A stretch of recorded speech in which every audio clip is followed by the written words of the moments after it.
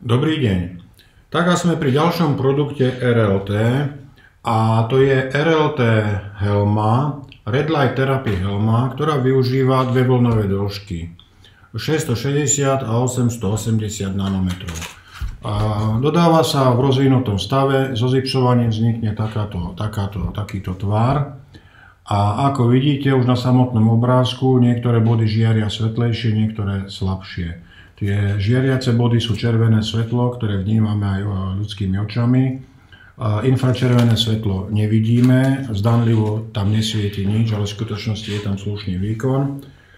A celkovo v helme sa nachádza 168 diód červeného svetla, 56 diód infračerveného svetla, alebo vlnenia presnejšie, spolu 224 diód, výkon je 15,5 W.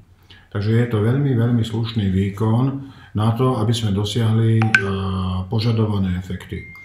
Hlavný účinok tejto helmy je fotobiomodulácia tkaní. V skutočnosti všetky fotobiomodulačné prístroje majú účinok, ktorý sa nazýva fotobiomodulácia. Po založení na hlavu to vyzerá asi takto.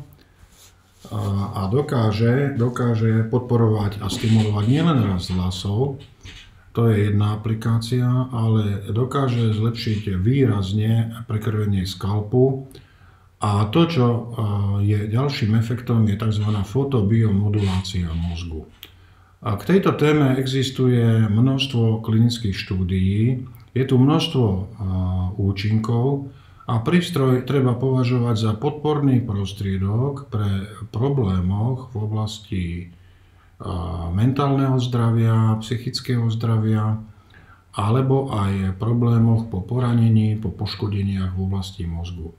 Pretože celkovo zlepšená cirkulácia krvi, mikrocirkulácia krvi znamená pre mozog a pre oblasti mozgu, ktoré sú napríklad trpia poškodené alebo trpia nedokrvením, je to strašne dôležité.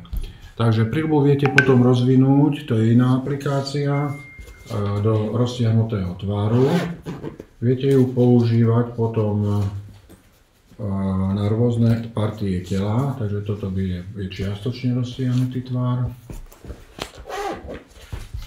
A viete ju teda ako každý RLT prístroj používať práve tam, kde to potrebujete. Ďakujem za pozornosť.